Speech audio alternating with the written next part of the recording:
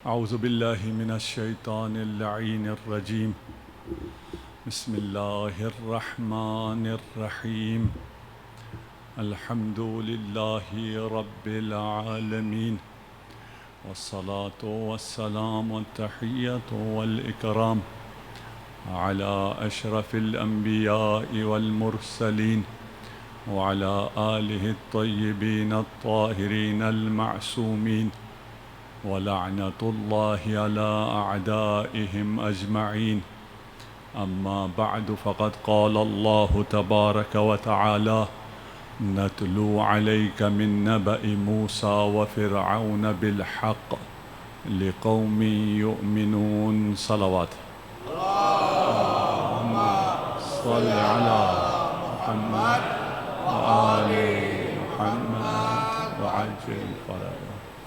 داستان حضرت موسیٰ کا مرور کر رہے ہیں، اور داستان حضرت موسیٰ میں حضرت موسیٰ کو معجزات عطا ہونے کے بعد رسالت ملتی ہے۔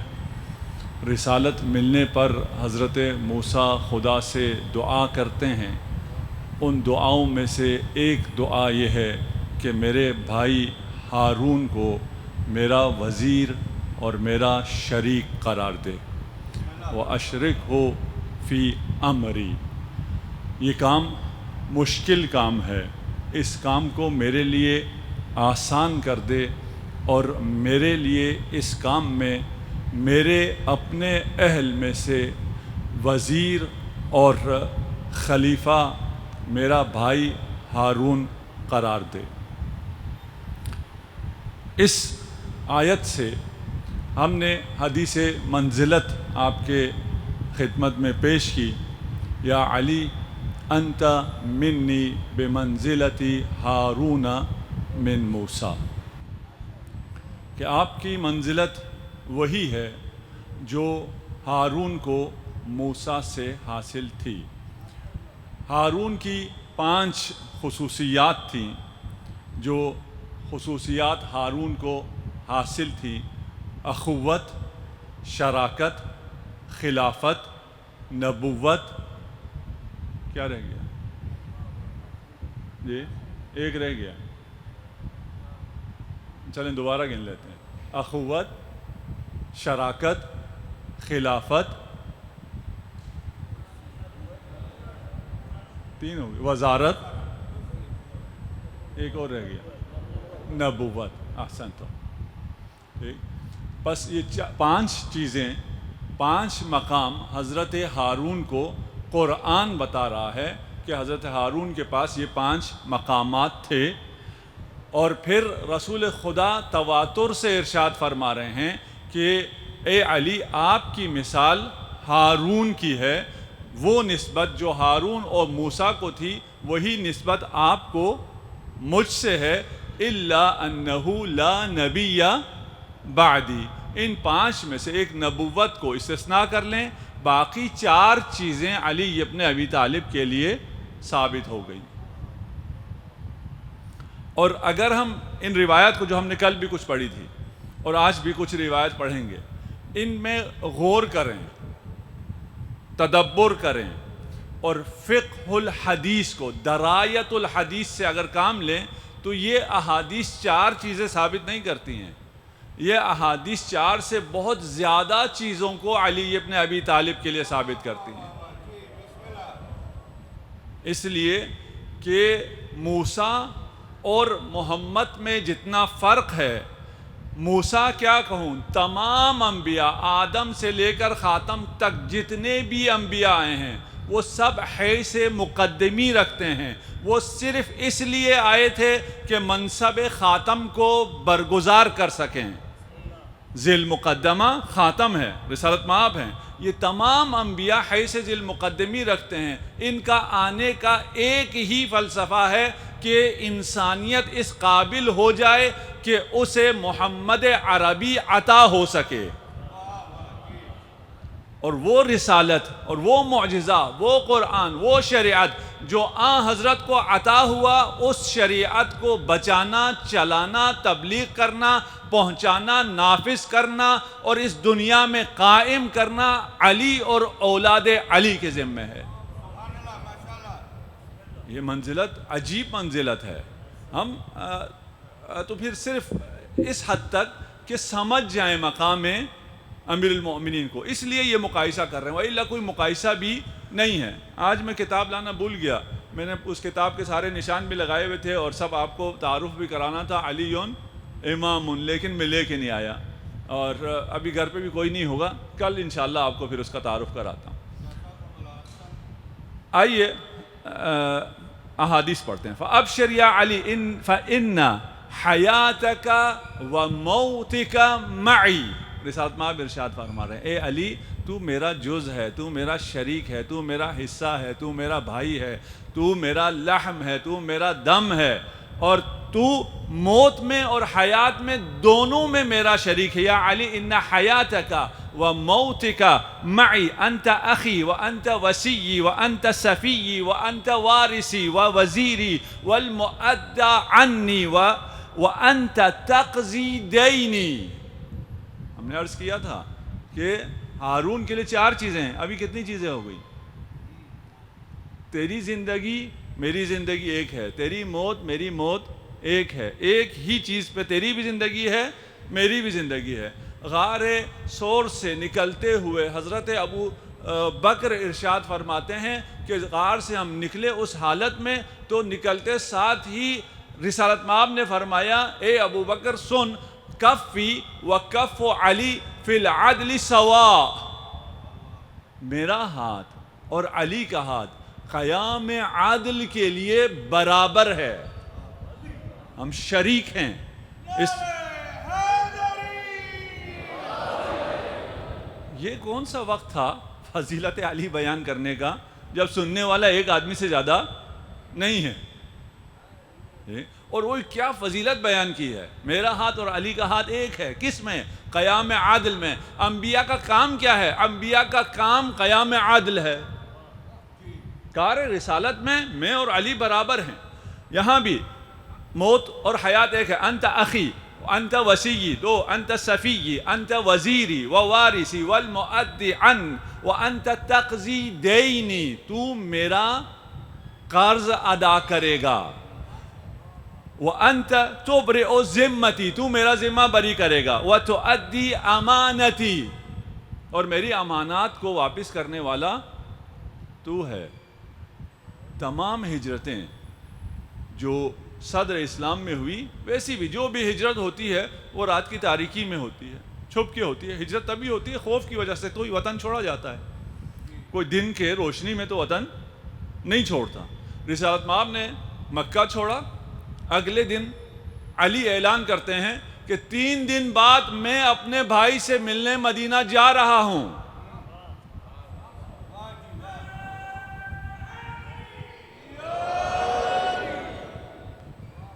کتنا گراں گزرا ہے قریش پر کہ ایک بچہ کھڑا ہو کے اعلان کر رہا ہے کہ میرا بھائی چلا گیا، میں بھی جا رہا ہوں، جس کی امانتیں رسول کے پاس تھی وہ سب آ کے اپنی امانتیں مجھ سے لے جائیں۔ 3 دن کے بعد علی بھی مدینہ جا رہا ہے۔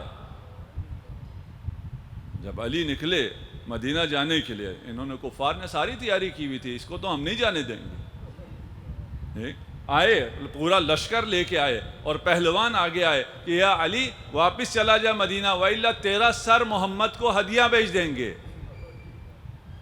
کون ہے یہ جرأت کرنے والا تم میں سے؟ کون ہے؟ ایک پہلوان جناح اس کا نام تھا، وہ آگے بڑھا، اس نے ایک وار کیا، جوابی وار میں علی نے اس کے 2 ٹکڑے کر دیے۔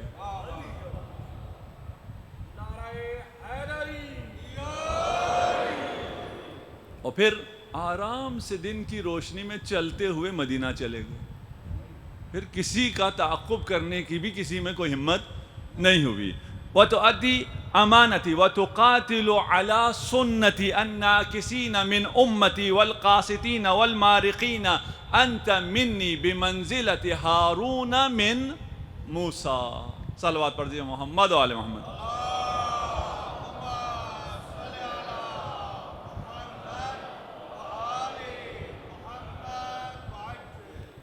چوتھی خصوصیت اللہم صلی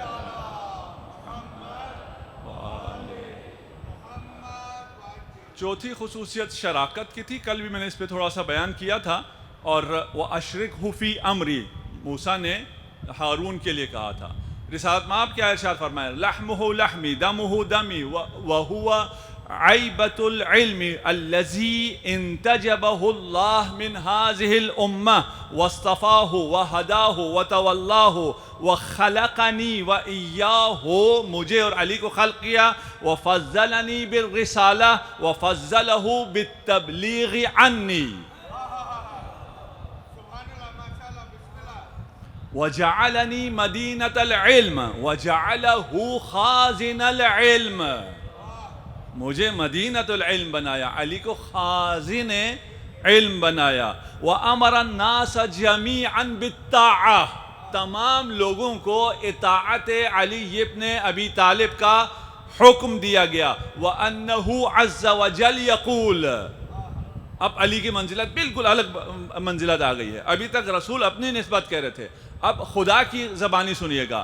من عاداہ عادنی ومن والاہ والانی ومن ناصبہ ناصبنی ومن خالفہ خالفنی ومن عصاہ عصانی. اللہ کہہ رہا ہے جو علی کی معصیت کرے گا وہ میری معصیت کرے گا، جو علی سے جنگ کرے گا وہ مجھ سے جنگ کرے گا، جو علی سے محبت کرے گا وہ مجھ سے محبت کرے گا. من ابغضہ ابغضنی من احبہ احبنی من ارادہ ارادنی من کادہ کادنی من نصرہ نصرنی.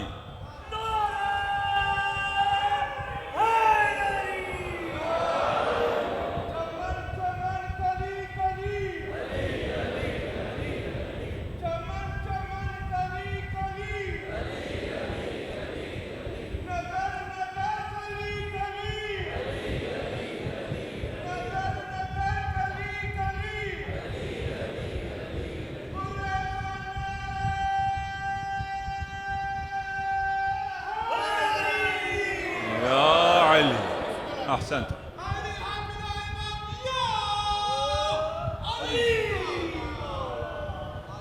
یا ایہا الناس اسمعوا ما آمرکم بہ، اے لوگو علی جو تمہیں حکم دیں علی کا حکم مانو، علی کا نہج البلاغہ پڑھو. دیکھو علی تم سے کیا چاہتا ہے. علی جو تم سے چاہتا ہے وہی رسول تم سے چاہتا ہے، جو رسول تم سے چاہتا ہے وہی خدا تم سے چاہتا ہے. وَأَطِيعُوهُ، اس کی اطاعت کرو، وہ مولا ہے، مولا کی اطاعت کی جاتی ہے. وہ آقا ہے، آقا پر جان نثار کی جاتی ہے. فَإِنِّي أُخَوِّفُكُمْ عِقَابَ اللَّهِ، اگر اطاعت نہیں کرو گے تو میں تمہیں عذاب الہی سے ڈراتا ہوں. علی کی اطاعت کرو. ثم اخذ بید امیر المؤمنین، پھر رسول خدا نے علی کا ہاتھ تھاما. اگر میں موقع ملے اور کل یاد رہے تو میں علی کے ہاتھ پر جو علی امام کتاب نے بہت خوبصورت لکھا ہے وہ بھی آپ کے سامنے پیش کروں گا. ثم اخذ بید امیر المؤمنین علی فقال معشر الناس هذا مولا المؤمنین وحجت اللہ علی الخلق اجمعین ومجاہد الکافرین.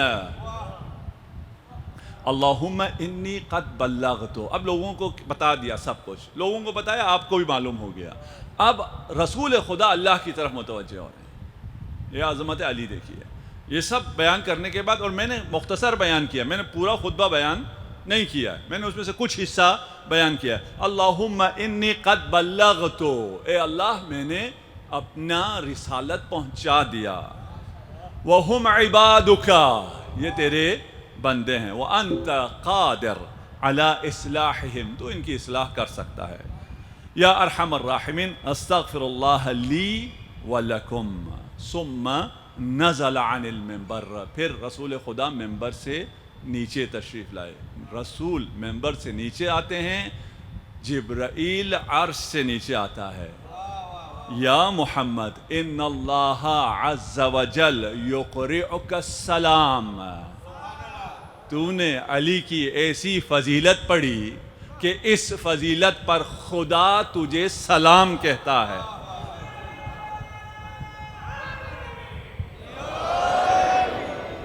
وَيَقُولُ لَكَ جَزَاكَ اللَّهُ. آپ نے اپنے ممبر پہ لوگوں کو واہ واہ کیا، سبحان اللہ کہا، جزاک اللہ کہا. یہاں رسول کو خدا ارشاد فرما رہے ہیں جزاک اللہ عن تبلیغک خیرا. تو نے جو اتنی اچھی تبلیغ کی اس پر خدا تجھے جزا دے. قد بلغت رسالات ربک، جو اللہ کا پیغام تھا تو نے پہنچا دیا. وَنَصَحْتَ لِأُمَّتِكَ، اپنی امت کو تو نے نصیحت بھی فرمائی کہ علی کی اطاعت کرو. وَأَرْضَيْتَ الْمُؤْمِنِينَ، جتنے مؤمن تھے سب خوش ہو گئے، جتنے کافر تھے سب کے چہرے اتر گئے.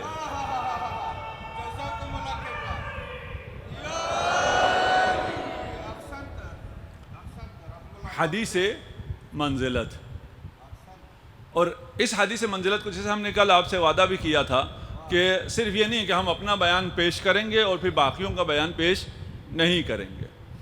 اور اگر پڑھ سکیں اس کو پڑھیے گا. مجھے پتہ نہیں آج جی چاہ رہا تھا کتاب لے کے آؤں، میں وہ زیادہ پڑھ کے آیا ہوں، اس لیے میرے ذہن میں ابھی علی امام ہے. آپ سب کے ذہن میں بھی یہی ہونا چاہیے، علی امام. یہ سب رسول اور کیا بیان کر رہے ہیں؟ یہی بیان کر رہے ہیں نا، علی امام، علی امام ہے. ایک وہاں جو اعتراض ہے ابھی ابن تیمیہ کا، اس کے اعتراض پر ایک بہت خوبصورت جملہ لکھا ہے. تمام حوالے دیے ہیں احادیث کے، اہل سنت سارے مصادر سے، اور وہ 2-4 درجن حوالے ہیں. اس کے بعد ابن تیمیہ کا یہ قول لکھا ہے کہ یہ حدیث کسی نے بھی نقل نہیں کی ہے. وہ کہنے کی بھی ضرورت نہیں ہے کہ لعنت اللہ علی الکاذبین، آپ کو خود پتہ چل جاتا ہے بھئی جس کے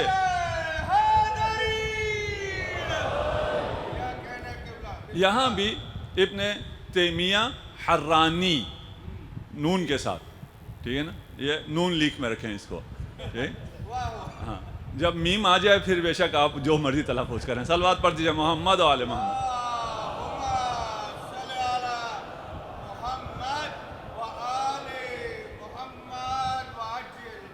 وہ کہتے ہیں یہ تو کوئی فضیلت ہوئی نہیں. حدیث منزلت بھی کوئی فضیلت ہوئی؟ آپ حدیث منزلت سے امامت ثابت کرتے ہیں، حدیث منزلت سے تو کوئی فضیلت بھی ثابت نہیں ہوتی ہے. اچھا کیوں فضیلت ثابت نہیں ہوتی؟ کہا اس میں کوئی خصوصیت ہی نہیں ہے. اس میں علی کی کیا خصوصیت ہو گئی کہ علی کو رسول نے خلیفہ بنایا؟ کب؟ جنگ تبوک میں جاتے ہوئے. جنگ تبوک میں جاتے ہوئے علی کو خلیفہ بنایا. جتنے باقی غزوات تھے اور جب بھی مدینہ سے نکلے کسی اور کو رسول نے خلیفہ بنایا تھا. تو صرف علی کو تو خلیفہ نہیں بنایا تھا، اور لوگوں کو بھی خلیفہ بنایا تھا. تو اس میں علی کی کوئی خصوصیت ہے ہی نہیں. اگر خلیفہ بنانے پر، یعنی اپنے پیچھے خلیفہ چھوڑ کر جانے پر کوئی خلیفہ بن جاتا ہے، امام بن جاتا ہے، تو پھر 2-4 درجن اصحاب امام بن جائیں گے، خلیفہ بن جائیں گے. اعتراض بنتا ہے نہیں بنتا؟ جی ٹھیک. اچھا صرف یہ اعتراض کا حصہ سنیں، اس کو میں پہلے بتا جاؤں کہ میں ان کا اعتراض بہت اچھی انداز میں بیان کروں گا.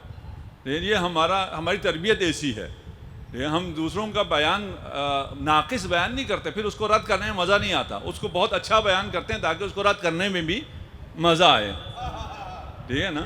تو صرف یہ نہ سنے کوئی جو ہم صرف ابھی ابن تیمیہ کی بات نقل کر رہے ہیں.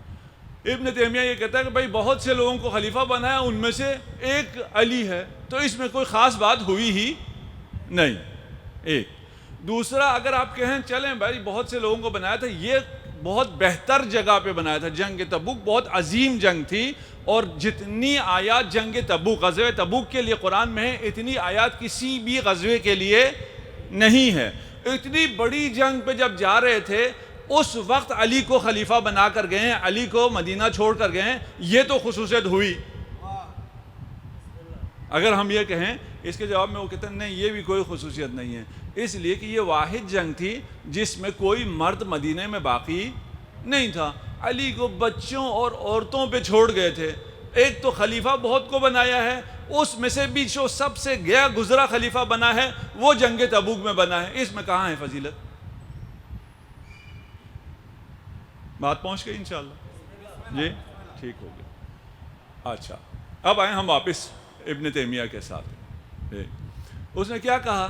اس نے کہا کہ ایک واقعہ ہوا ہے، اس واقعے میں امیر المومنین کو خلیفہ بنایا ہے، جیسے باقی واقعات اور حوادث میں اور لوگوں کو خلیفہ بنایا گیا تھا.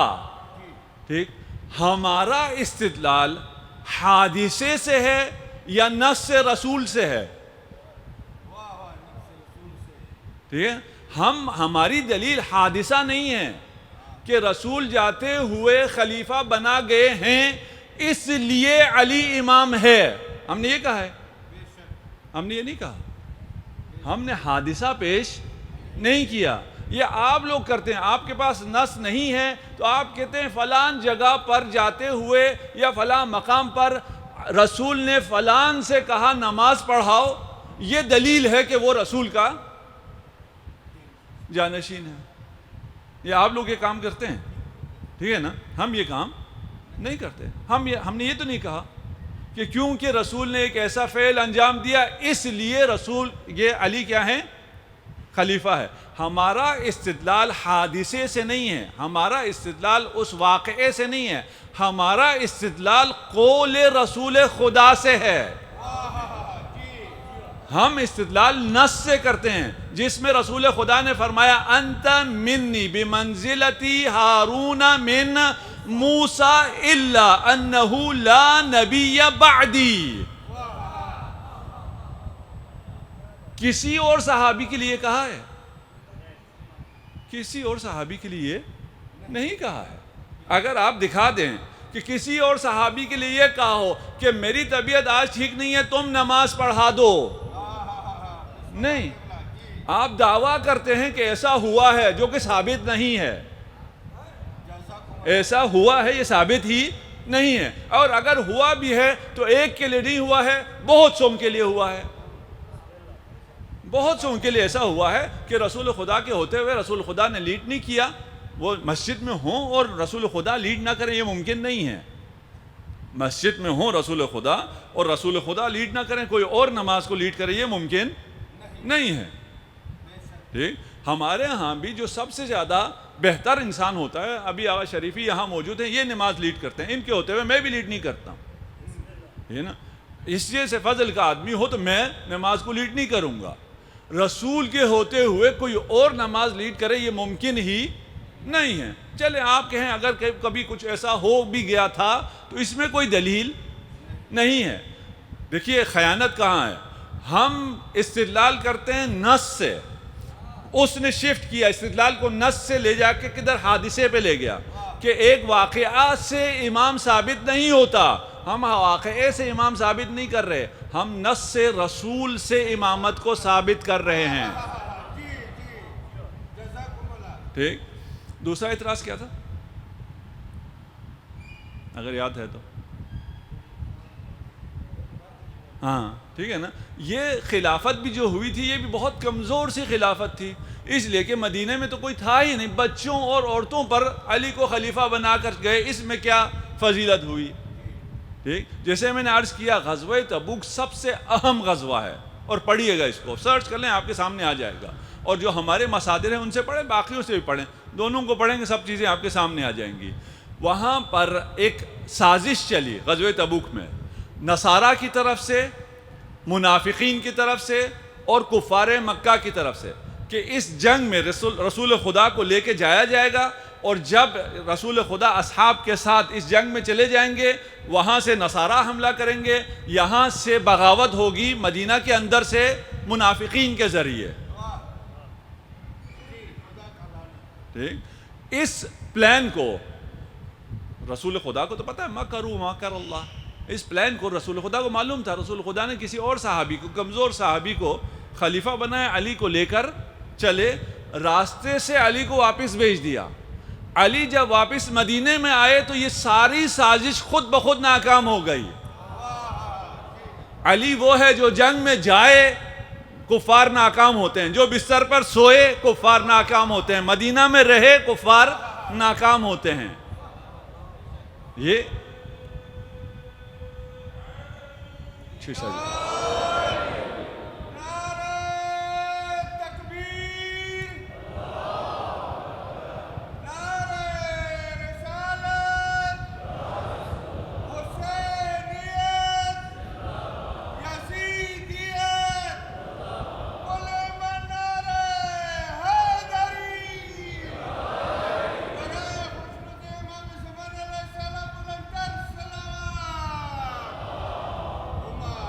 صل علی محمد. اور کتنا انسان اب کیا کچھ نہیں کہہ سکتا میں. چلیے آپ خود کہیں اپنے ذہنوں میں نے بھی اپنے ذہن میں بہت کچھ کہہ دیا. بہت زیادہ انسان کو بے شرم بے حیا ہونا چاہیے جو اتنے روز روشن کی طرح سورج کو کہے کہ یہ ہے ہی نہیں, چراغ بھی نہیں ہے. اس حدیث کو کہے کہ حدیث منزلت سے امامت ثابت نہیں ہوتی. کیوں ثابت نہیں ہوتی؟ یہ تو کوئی فضیلت ہی نہیں ہے. اس لیے کہ ایک حادثے میں ایک شخص کو خلیفہ بنانے سے تو امامت ثابت نہیں ہوتی. اگر کہہ بھی دیں, چلیں ایک غزوہ تبوک میں اگر رسول نے کہہ بھی دیا, اس لیے کہا کہ علی بہت وہ ہو گئے تھے, گھبرا گئے تھے, علی کا دل بیٹھ گیا تھا کہ مجھے خواتین کے ساتھ چھوڑ کر آپ جا رہے ہیں, اس لیے علی کا دل رکھنے کے لیے غزوہ تبوک میں کہہ دیا, اس سے کوئی فضیلت ثابت نہیں ہوتی ہے. اگر صرف غزوہ تبوک کے مقام پر کہا ہوتا پھر بھی آپ کی کوئی بات بنتی تھی. اگر رسول خدا نے حدیث منزلت کو بے شمار مرتبہ ہر جگہ تکرار کیا ہو پھر آپ یہ بات کر سکتے ہیں حدیث سے منزلت تکرار ہوئی ہے. جی حدیث منزلت تکرار ہوئی ہے, ہم نے بیان بھی کیا ہے. مؤاخات کے موقع پر ہم نے بیان کیا اس کو, مؤاخات کے موقع پر جب علی نے فرمایا کہ آپ نے سب کا بھائی بنا دیا, مجھے نہیں بنایا, لقد اخرتک لنفسی, میں نے آپ کو تاخیر اپنے لیے کیا ہے اور آپ میرے بھائی ہیں. اور پھر حدیث منزلت آ جاتی ہے مؤاخات کے موقع پر. اس کے علاوہ ام سلمہ نے اس روایت کو مختلف جگہ پر نقل کیا ہے. یہ میں شاید بیان کروں ام سلمہ کی روایت کو, ابھی میں نہیں کرتا. اسماء بنت عمیس نے بھی نقل کیا ہے, اس کے علاوہ بھی نقل کیا ہے. ٹھیک, اور یہ جو کتاب آپ کو میں نے کہا نا علی امام, اس میں علی کو امام ثابت کیا ہے حدیث منزلت کے بغیر, حدیث غدیر کے بغیر, آیے مباہلہ کے بغیر. یعنی علی کی امامت کے لیے یہ جو بالکل روشن دلائل ہیں, ان کا تم انکار کر دو پھر بھی علی امام ہیں. اتنے ہمارے پاس دلائل ہیں. اچھا, اب رہ جاتا کہ یہ منزلت ہی کوئی نہیں تھی اس کی, حدیث منزلت کی کوئی منزلت ہی نہیں ہے. کیوں منزلت نہیں ہے؟ اس لیے کہ یہ علی کا دل رکھنے کے لیے کہہ دیا گیا ہے, اس میں کوئی خاص منزلت کی بات نہیں ہے. آئیں اصحاب سے پوچھتے ہیں کہ اس میں کوئی منزلت ہے یا نہیں ہے. سعد ابن ابی وقاص ہے. سعد ابن ابی وقاص سے یزید کا باپ آ کے کہتا ہے کہ تو ہمارے ساتھ لڑتا کیوں نہیں علی سے, اور علی پہ سب و شتم کیوں نہیں کرتا؟ تو سعد نے کہا علی میں 3 چیزیں ایسی ہیں جن میں سے اگر ایک بھی مجھ میں ہوتی تو میرے لیے وہ دنیا و آخرت سب سے بہتر ہوتی, جس پر سورج چمکتا ہے اس سے بہتر ہو. کہا کیا ہے؟ سعد ابن ابی وقاص نے حدیث منزلت سنائی. ٹھیک, اب مجھے وقت مختصر بھی ہے, میں تکرار نہیں کر رہا. حدیث منزلت سنائی تو یزید کے باپ نے کہا کہ یہ حدیث تم نے سنی ہے یا اور کسی نے بھی سنی ہے؟ انکار کرنے والے صرف ابن تیمیہ تو نہیں ہے, وہ بھی انکار کر گیا کہ یہ حدیث ہے ہی نہیں, تم نے سنی ہے. اس نے کہا میں نے نہیں سنی, چلو میں تمہیں ام المؤمنین ام سلمہ کے پاس لے جاتا ہوں, وہ تصدیق کریں گی. پھر یہ جاتے ہیں ام سلمہ کے پاس, اور ام سلمہ پھر بیان کرتی ہیں کہ مختلف مواقع پر امیر المؤمنین کے لیے یہ حدیث منزلت رسالت مآب نے ارشاد فرمائی ہے. اس پر وہ شخص کہتا ہے کہ اگر مجھے پہلے پتا ہوتا کہ ایسی کوئی حدیث ہے تو میں علی سے جنگ نہ کرتا. یہ فضیلت علی کا اقرار کہاں کس نے کیا؟ اس سے فضیلت ثابت نہیں ہوتی ابن تیمیہ کے لیے. حدیث منزلت سے کیا فضیلت ثابت ہوئی؟ حدیث منزلت سے معاویہ کو وہ فضیلت ثابت ہوگی جس کی بنا پر وہ کہتا ہے کہ اگر مجھے یہ علم ہوتا تو میں علی سے جنگ نہ کرتا. اس کو اس سے زیادہ علم تھا پھر بھی جنگ کی ہے اس نے. ایسا نہیں ہے اسے علم نہیں تھا, یہ بھی اس کی مکاری ہے. صلوات پڑھ دیجئے محمد و آل محمد.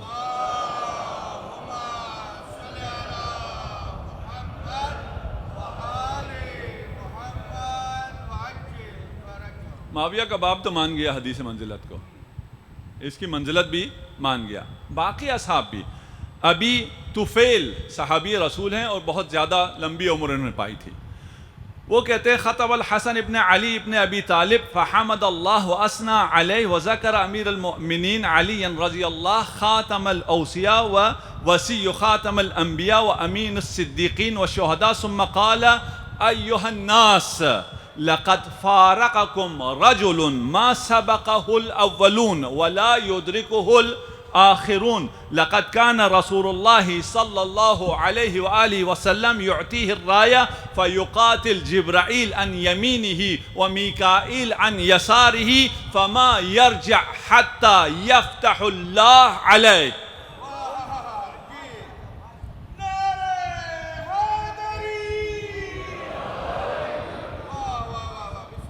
صرف آخری میں جملہ ترجمہ کر دوں.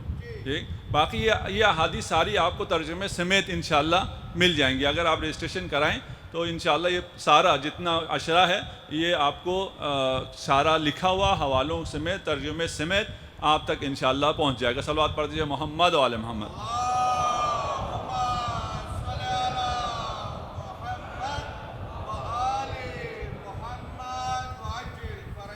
علی وہ ہے جسے رسول علم عطا کرتے تھے. کہاں کہاں علم عطا ہوا وہ سب آپ کو علم ہے. اور جب علی جنگ کرتے تھے علی کے دائیں طرف جبرائیل لڑتا تھا, بائیں طرف میکائیل لڑتا تھا. علی کی شان یہ ہے کہ وہ جنگ کرنے جب جاتا ہے اس کے دائیں جبرائیل ہے, بائیں میکائیل ہے, لیکن سامنے جو بھی آتا ہے اسے قتل علی کرتا ہے.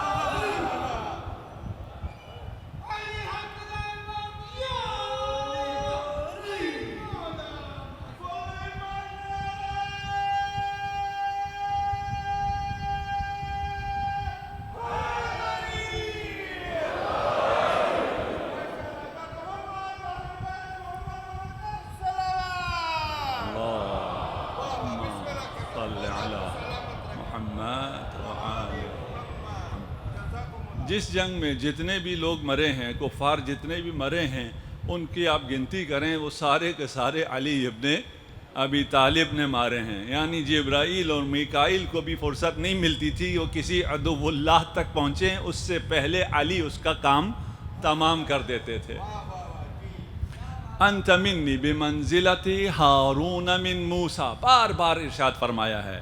لک بہارون اسوۃ حسنہ, اے علی آپ کے لیے ہارون میں اسوہ حسنہ ہے. اذ استضعفہ قومہ وکادوا یقتلونہ, کہ اس قوم میں موسیٰ نے ہارون کو ضعیف کر دیا, ہارون کا ساتھ نہ دیا, بلکہ ان کے قتل کے در پہ ہوئے.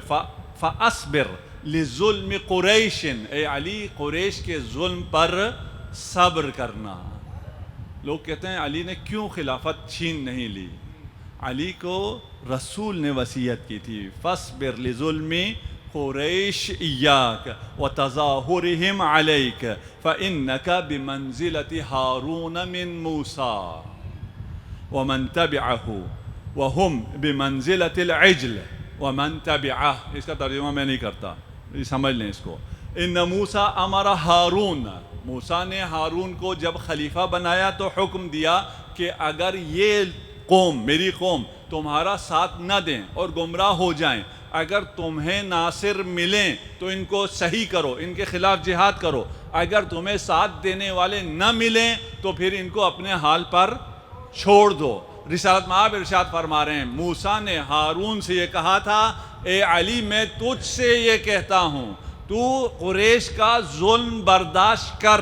میرا سلام اس امیر المؤمنین پر جس نے ان کا ظلم برداشت کیا, انہوں نے علی کا عدل برداشت نہیں کیا.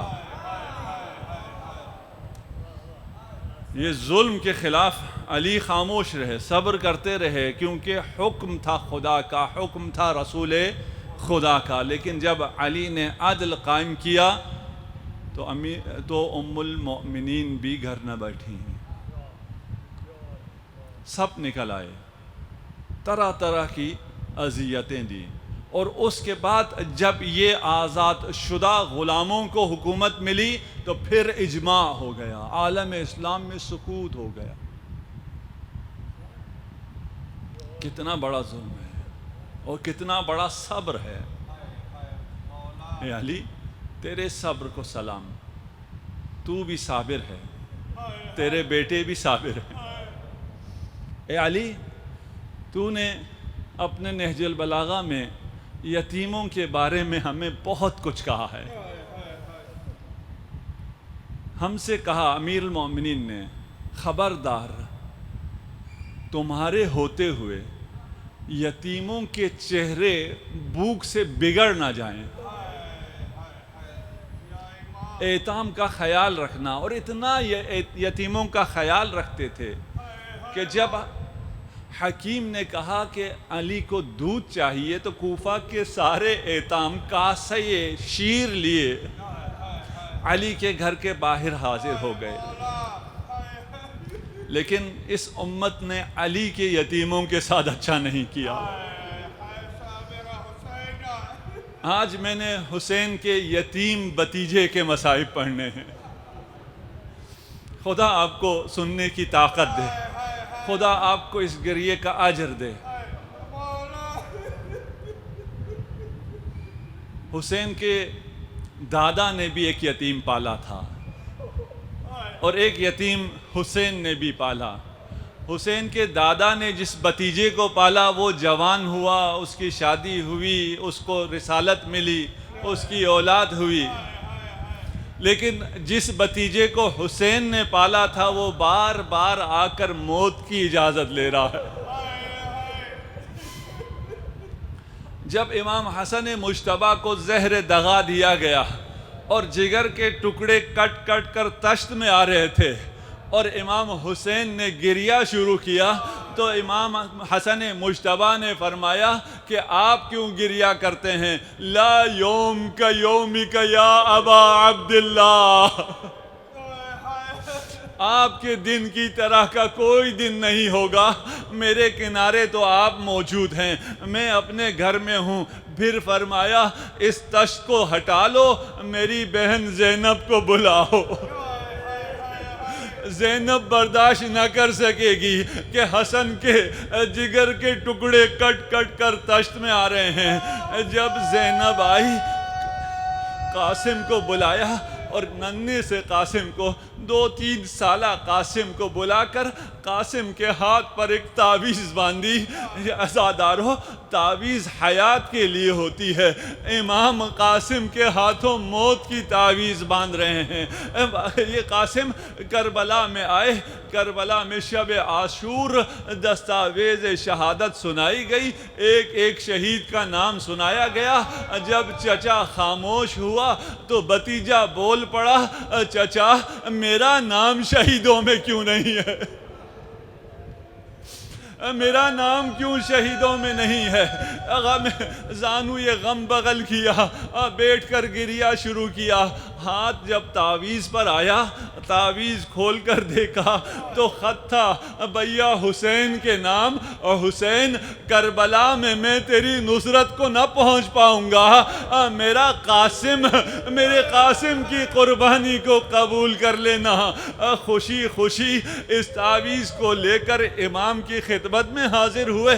امام نے کہا قاسم وہ دستاویز اور تھی، تیرا نام بھی شہیدوں میں ہے، اصغر کا نام بھی شہیدوں میں ہے.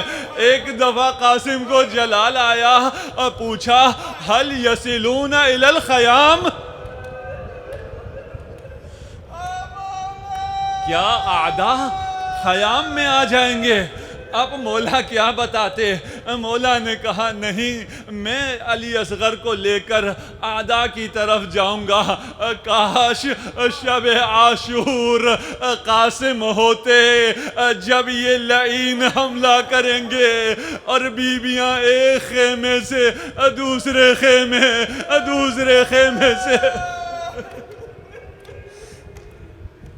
اجرکم علی اللہ، قاسم کو اجازت ملتی ہے، امامہ رسول سر پر رکھتے ہیں، اور جب جنگ کے لیے جانا چاہتے ہیں حسین ایک دفعہ پھر بلاتے ہیں، امامے کے دونوں سروں کو سینہ قاسم پر سجاتے ہیں، اور پھر اجازت دینے کے بعد قاسم کے ساتھ ساتھ چلتے ہیں۔ ایک دفعہ پھر قاسم کو گھوڑے سے اتار کر سینے سے لگا کر چچا بھتیجا اتنا گریا کرتے ہیں، اتنا گریا کرتے ہیں، مقتل کے الفاظ ہیں حتی غشی علیہما، یہاں تک کہ دونوں بے ہوش ہو گئے۔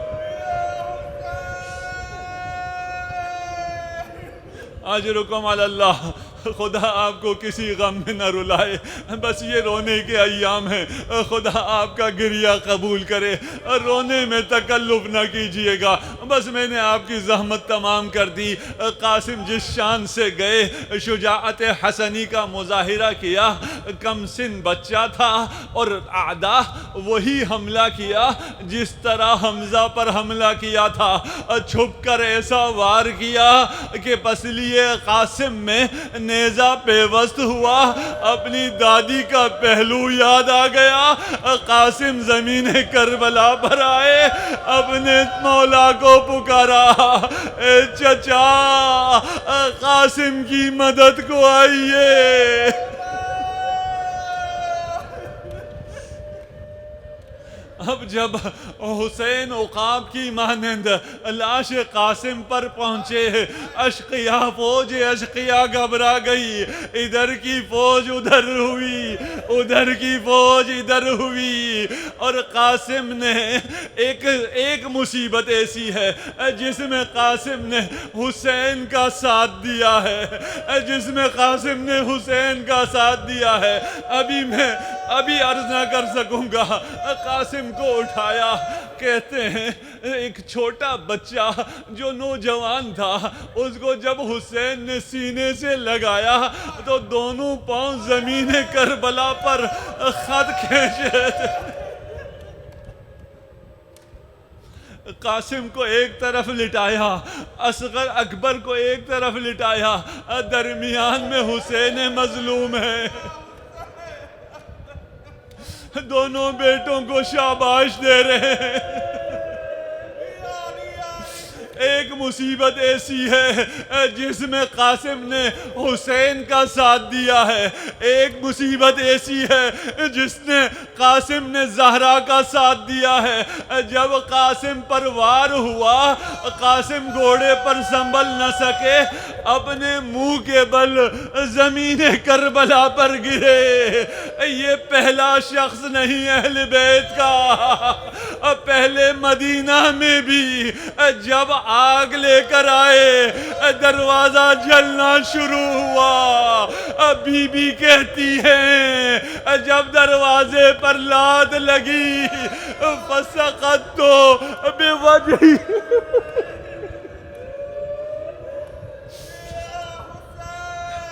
میں منہ کے بل زمین مدینہ پر گری، اور ایک مصیبت جس میں قاسم نے حسین کا ساتھ دیا، ایک قاسم کا لاشا پائمال ہوا، ایک حسین ابن علی کا لاشا پائمال ہوا۔ بس اتنا فرق ہے، جب حسین کا لاش پامال ہو رہا تھا تب حسین میں جان نہیں تھی، لیکن قاسم ابھی زندہ تھے۔